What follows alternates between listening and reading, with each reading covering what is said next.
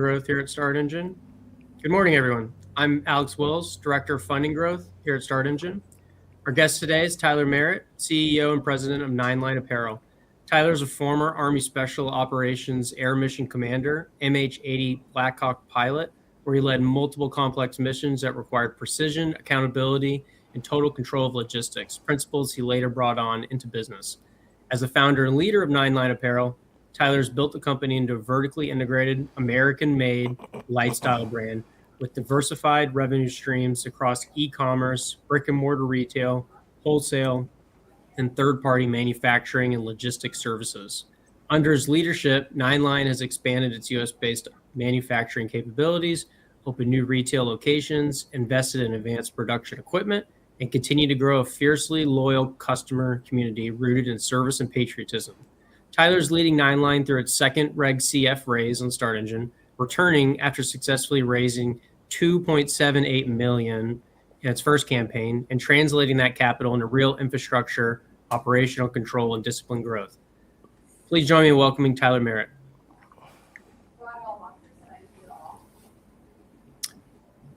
So I just want to start off, thank you for being here, Kevin and Tyler. So I just want to start it off, Tyler, what inspired you to found Nine Line Apparel, and what gap did you see in the apparel market at the time?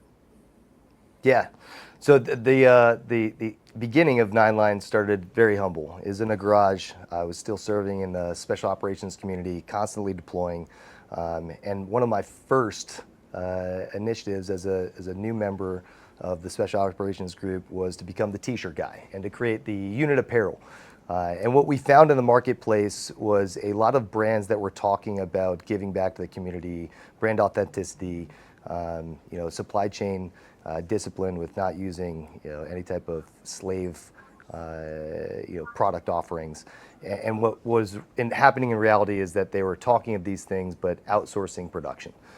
So it started off as a grassroots initiative to create product for my military unit. Got me extremely interested in the supply chain, in production, in manufacturing, distribution. And we started in our garage and continued to scale and build custom unit apparel for my organization, other organizations, and just really had no product offerings out there that really spoke to us. So we set off to create U.S. manufacturing and production and distribution and take on the capabilities that we've outsourced for years back to the United States. Kevin, thank you for being here again. When you meet founders with strong personal missions like this, what separates those who build lasting brands from those who don't? Well, a brand like this, and it's interesting to bring up apparel because, as you may know, I've done and seen countless apparel deals over the last 17 years, sitting beside Daymond John on Shark Tank, who's like our resident apparel expert. So I've learned a lot about this space. And what's changed in the last 5 years is, and you heard Tyler mention authenticity, brands and street initiatives and community-driven clothing brands are extremely powerful when they work, only if they are authentic. Because, the minute you say something that's not true about the mission of the company, particularly if you're not using Chinese, apparel makers or Cambodian or, from Thailand or whatever, and you're doing it domestically, which I'm assuming is going to be part of Tyler's pitch here, it better be true, because the community goes viral with more energy when you lie to them than they do for liking you. And so we've seen the ups and downs of that. What's powerful about it, if it's true, the word of mouth becomes a masterful part of customer acquisition at no cost. So, there's examples of it. Bombas socks. The mission there was to give to the poor and homeless, and they didn't BS about it. Became a huge brand. That was a Shark Tank product. Moe's Bows, same thing, totally authentic. And every time someone tried to poke a hole in it. So really, Tyler, the weight's on you I mean, it's a great story, and obviously everybody, I'll speak on their behalf listening, we thank you for your service. But you got something here, and if you can deliver on it, people give a shit. Like, they really care. It's been a 13-year journey for us, and the easy button is always been China. There's extreme volatility with China. There's obviously, besides political unrest, human atrocities occurring in Xinjiang. We partner with companies like Bella Canvas, the parent company in Aloe out in LA, and they are extremely committed to ensuring that all of their product offerings are free from any type of human exploitation. And as someone who's traveled around the world and seen some of the most god-awful places and seen what man can do to other man, it's extremely important that we put our actions to work. We're not going to talk about doing things and not follow through. That's our mission-driven focus, is that to bring U.S. manufacturing and to partner with organizations that truly believe in similar mindsets of not only having an ethical supply chain, but be able to give back to the missions that you actually care about. And I think we've done a pretty good job over the years for not only being an advocacy for veterans and first responders, but to speak out against the atrocities that are occurring in the apparel industry. And we've been leading the charge with getting rid of de minimis, getting rid of some of these loopholes that have been exploited by very large brands over the years. And they're seeing that volatility now with increased tariffs, and I applaud our current president for taking that initiative on. Tyler, can you walk us through how vertical integration has strengthened your margins, quality control, and speed? Yeah, absolutely. We focus on made to order for testing. We put our products immediately into our retail store, and we get immediate customer feedback of what they like, fit, feel, fabric, and from that we can go to our e-commerce platform and we can expand rapidly. And then from that knowledge, we feed that into our wholesale and our third-party logistic partnerships, where I'm producing products for Savannah Bananas, for Black Rifle Coffee, for other people who choose to be anonymous, for some of our large-scale, public-private partners. And with that excess scale, we're able to fill those gaps with, yes, lower margin opportunities, but we get to increase our, capabilities of purchasing in volume and passing along our efficiencies, our lessons learned to our partners. So all of these different initiatives feed the beast into one machine. So we have one operational headquarters that allows us to be extremely efficient, extremely fast, and in today's market, that's what's allowing us to really destroy our competition. What would you say, Kevin, from an investor standpoint? How important is operational control, diversified revenue streams, and consumer brands? Well, in the last year, actually, basically a year since Jan 20th, major disruption in supply chain because of what Tyler said on tariffs. I'll give you an example. I'm an investor in watch insurance, and obviously 45% of our policies are Rolex at WonderCare. Rolex went through massive disruptions when Trump slammed a 39% tariff on their products. And we saw a complete drop-off on policy issuance.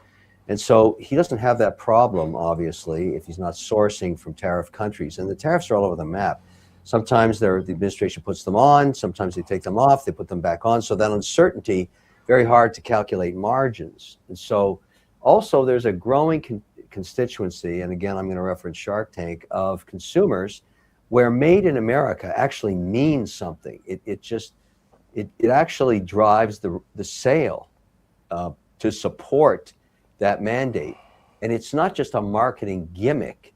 It's the sense of quality and supporting an entrepreneur. You got to remember, almost 70% of jobs in America created companies like Tyler's, 500 to 500 employees. So if you have an option to buy something and one of them is made in America and it may be 15% more expensive, it used to be nobody would do that, but because of all the stuff going on, they now are. And so that you can't underestimate that whole supply chain thing, because certainty of supply chain, if you're going to drop a product online, I'm going to make the assumption Tyler sells a lot of stuff direct to consumer. you got to deliver. Like, it's like you go through the trouble of acquiring a customer and they want the product, they see it, and they like it, and they want it. They don't want to wait, they want it.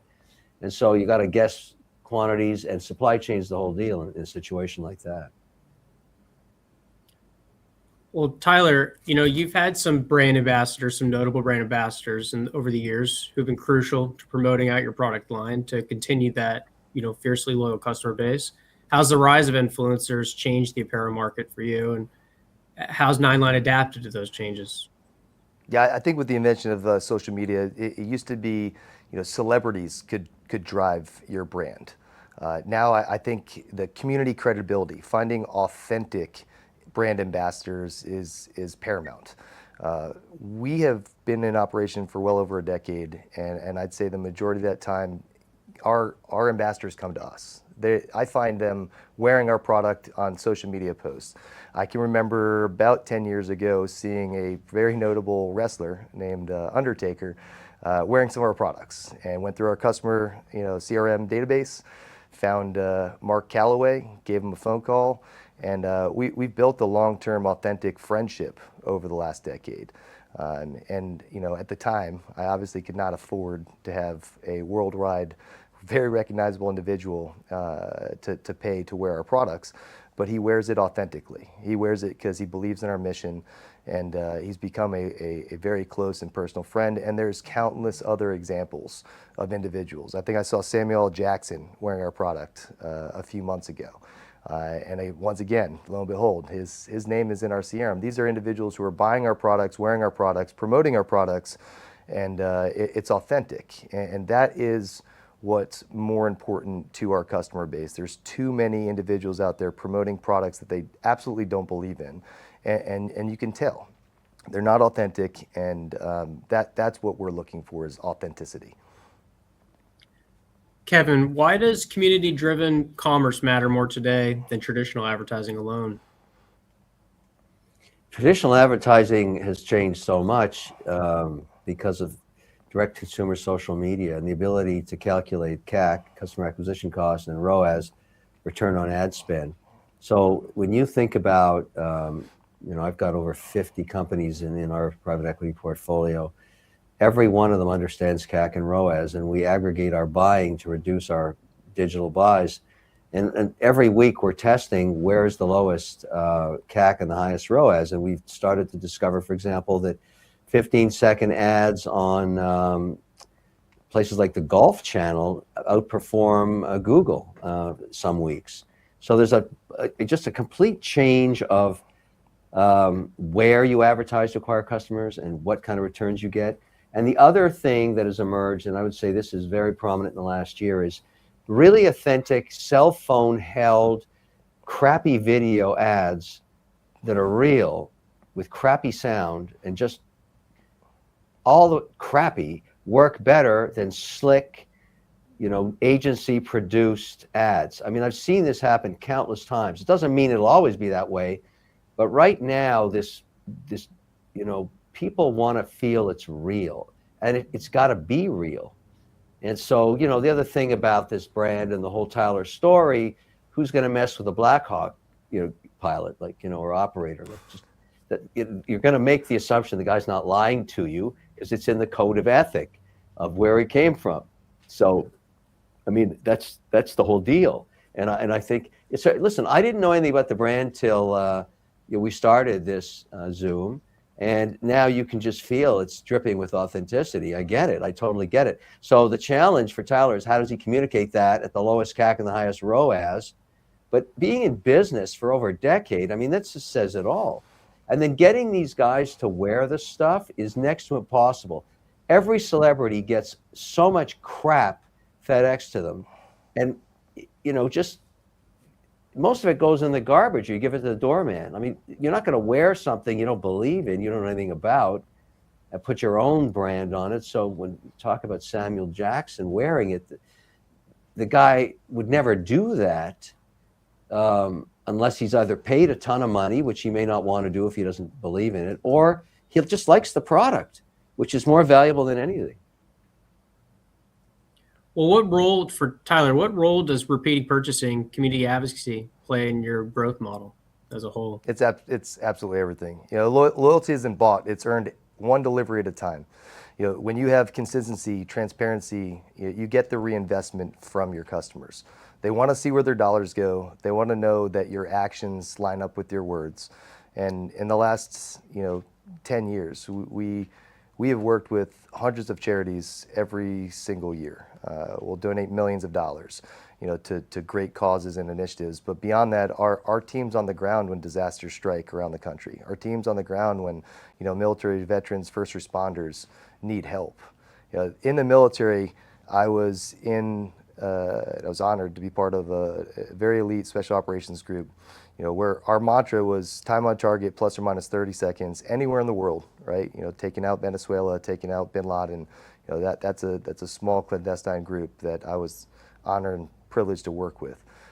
But that mission-driven focus, the idea of, when you tell someone you're going to be there, you're there. When you say you're going to do something, you do it. That matters, and you have to be consistent, and you have to be disciplined and determined and unwavering in your mission set. And I think we've done an incredible job over the last decade to prove to people that we are who we say we are, and we're going to continue to do the right thing despite it not being the most popular thing. Kevin, how do you evaluate customer loyalty and lifetime value when assessing customer brands? Attrition. You look over 24-month period and see what percentage have dropped off from repurchase. And so, because you've got to remember, the way you look at it is it costs you X dollars to acquire the customer for the first purchase. And generally speaking, if they're happy on the first purchase and the brand, delivered what their anticipation was, they're going to order again. And then in the fashion space, and I'm, going back to the Shark Tank analogy, FUBU, for us, by us was the mission of that thing. Was the idea every time they dropped, streetwear of any kind, would they get follow through? And they were very successful in doing that. So their customer acquisition cost for the second sale was zero. So it's kind of like part of that becomes on the execution of the company to keep the ear to the ground on what's hip, what people want, so that customer feedback, which is magic if you're selling direct, you actually get it. People say, well, I think the collar should be wider, or I'd like a hoodie in this case, or I want a button down, or whatever the hell it is, it's sort of whatever it is. And then you respond to that, and then you drop something. Those people become your advocates because they basically were part of the design on the second drop, third drop, fourth drop, fifth drop, that kind of thing. And another good example of that was one of Barbara's companies, Grace and Lace, two women that made this stuff for women their age, and that thing went on fire.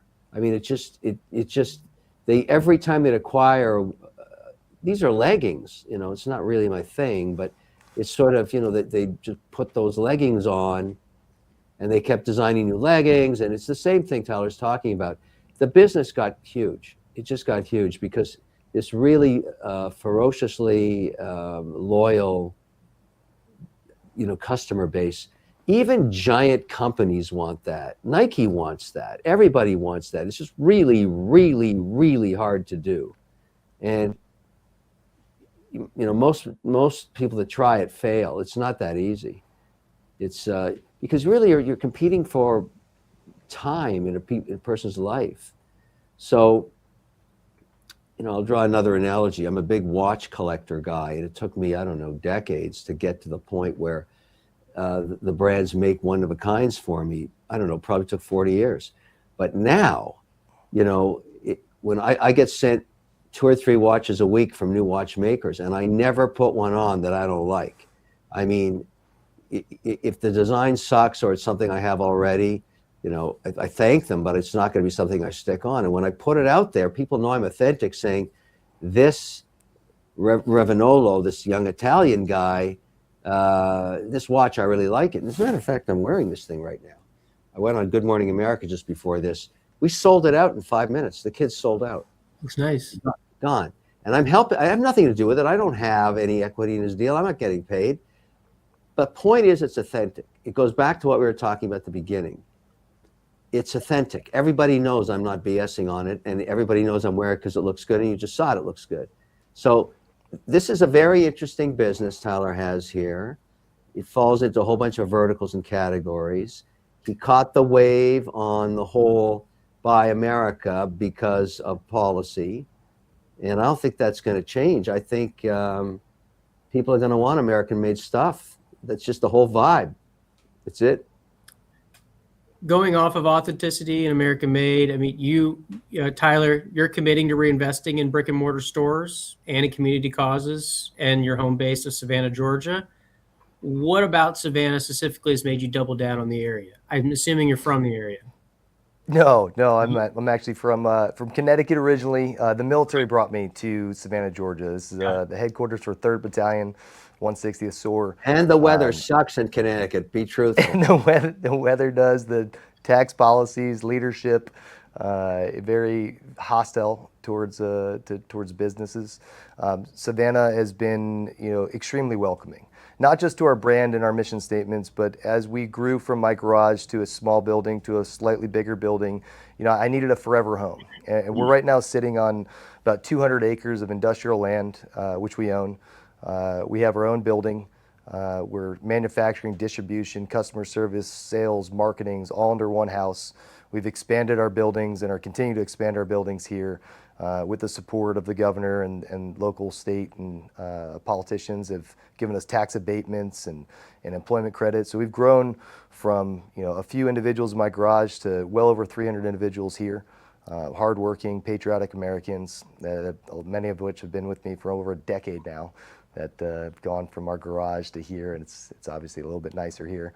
But focusing on retail expansion has been a exercise of trial and error.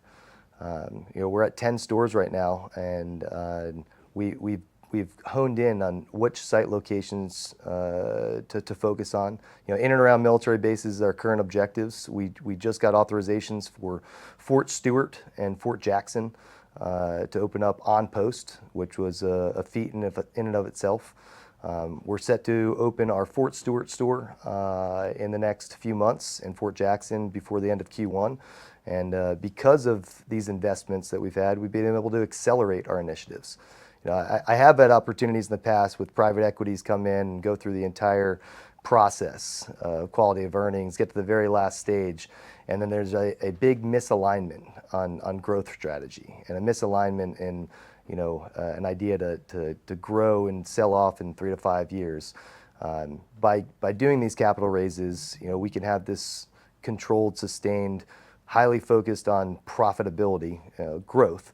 And of note, this last raise, we only intended to raise $2.5 million, and I don't believe we spent any money on marketing. We sent out email blasts to our millions of followers, and the majority of our individuals who invested, are our customer base, they're our fan base. They believe in our growth strategy, they believe in our brand.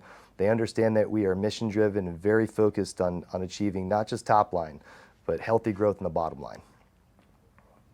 And I can say, Tyler, what's the top seller right now? A jacket? So our focus is in hats, t-shirts, hoodies, and outerwear. We have roughly over 10,000 different product offerings and about 300,000 to 400,000 active SKUs. We will add and subtract tens of thousands of SKUs per month. The main best seller is our 100% cotton t-shirt, black size large. I think we'll sell right around 300,000 units of those. But we're able to output over 50,000 units here in Savannah. Does that have your logo on it? Absolutely. So that's a walking commercial right there. 100%. We'll do collaboratives, co-branded with many different manufacturers. We got partnerships with the 2A community, SIG, Glock, FN, and countless other And are the hats manufacturers. like basically military hats?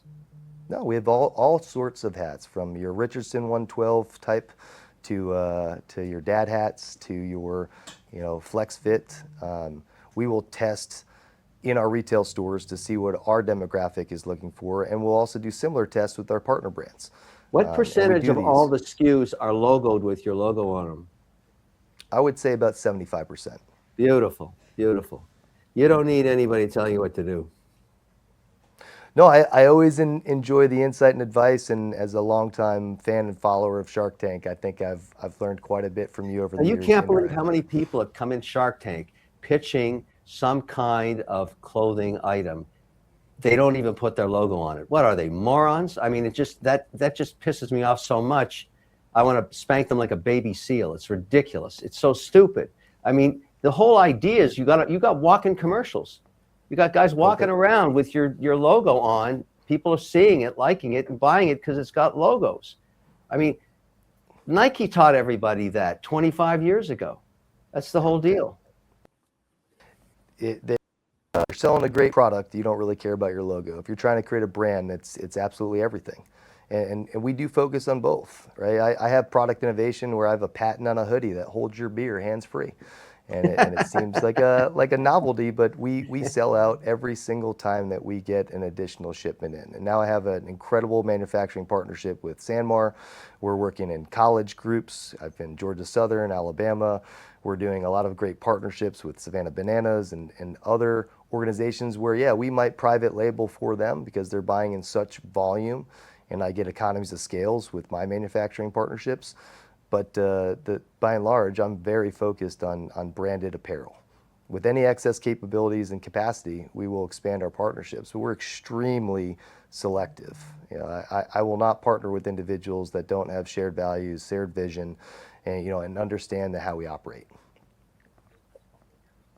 Well, Tyler, this is your second CF raise on Start Engine. Your first raise, I believe, raised over 2.5 million. Massive support from the community. How is this raise? How did you deploy capital from the first raise? What tangible process have investors seen since the first raise?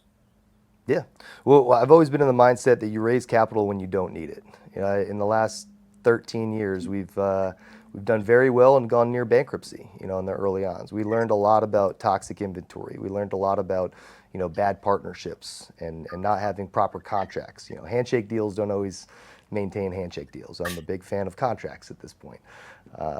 But over those years, we've also learned that when you have capital to deploy smartly, it's great to have it before you really need it. And I've been a big fan of borrowing as much money, cheap capital, as the banks will allow me to. I'm very fortunate position right now where I don't have any outstanding notes. We have huge lines of credit, but we have an incredible team in place. We have excess operational capabilities. And so now we're looking at what are the channels that are making us the most amount of gross profit over the next 3 to 5 years. And so we took the initial capital that we raised to open our storefronts. They're big upfront costs, but have incredible margins. My headquarters here in Savannah, Georgia, we're off the beaten path. I'm miles off of the interstate. This was farmland essentially. There's nothing around me. We'll do between $4 and $5 million every year for the last 10 years in this location. We'll net well over $1 million from that. Our downtown Savannah location is very similar, story. So when it costs between $500,000 to $1 million to do these store build-outs, that's a big upfront cost where I might not see that return for 12 to 24 months. So when we didn't have capital, we focused on the things that returned the most amount of immediate profit. That was just our online. But now I see this awesome opportunity with retail expansion, and we're taking full advantage of it. Because of the capital raise, we were able to accelerate our retail expansion plans. We opened up 2 additional stores at the end of Q4, and we have 2 additional ones that are on the horizon for this Q1. And we now have a pipeline built out for the next 24 months to double our retail footprint from 10 to 20 stores. That does require a good amount of upfront capital reserves. In addition to that, our manufacturing capabilities, for just-in-time manufacturing and made-to-order, we need machinery. It's called a direct-to-garment machine. These machines can cost upwards of $1 million. But when you do a CapEx exercise, you see that return on investment in the next 6 months. It's a big upfront cost, but we implemented in October, and I don't think we would have had our extremely happy customers with getting things out the door as fast as we needed to if we didn't have that machine in place before Q4. And in addition to that, I think I mentioned our tailgate hoodie. I do have a design utility patent on this product. Every time that I've brought it in stock and I forecasted for what I think is 3 to 6 months supply, we're out of stock in 1 to 2 months. So we were able to take on a lease of the building next door, expand our product on hand, inventory quantity levels, and we still have yet to offer this product wholesale. This is just for retail and online, purposes only. So I'm very excited to start working with some of the bigger partnerships and getting this product offering out to our big box stores.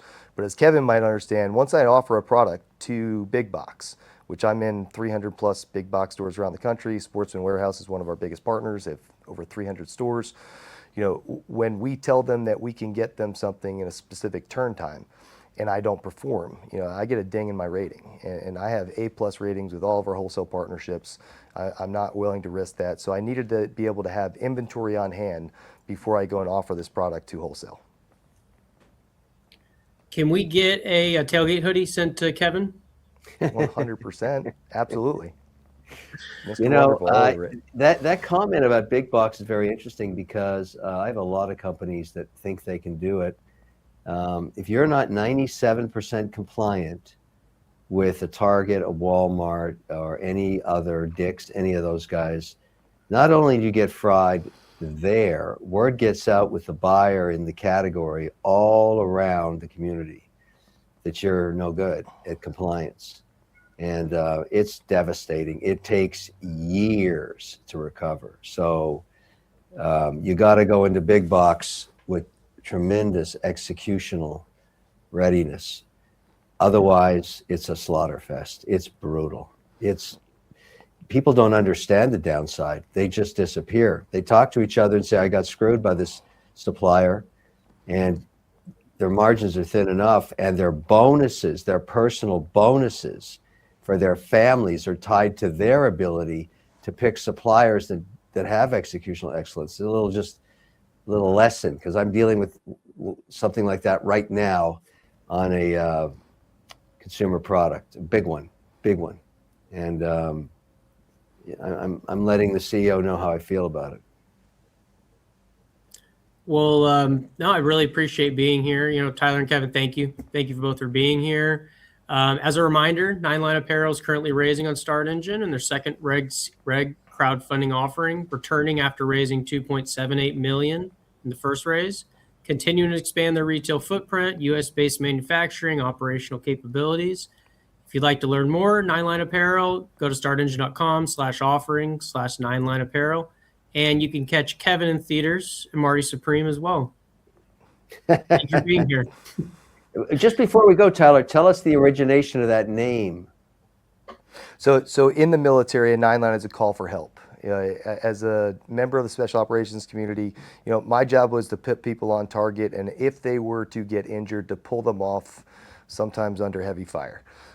That idea is it's a call for help from our military brethren. Here we like to say it's a call for action, trying to reinvigorate patriotism in its truest sense. And for us, we believe doing something for your fellow man and not expecting anything in return is that lesson. That's the lesson I teach my children. That's the lesson that my employees, espouse on a regular basis. And so that's what 9-line means. Thank you. Awesome. Well, thank you, everyone. Take care. Yes, sir. Great presentation, Tyler. Hey, thanks, Kevin. You did great this morning as well. Love watching.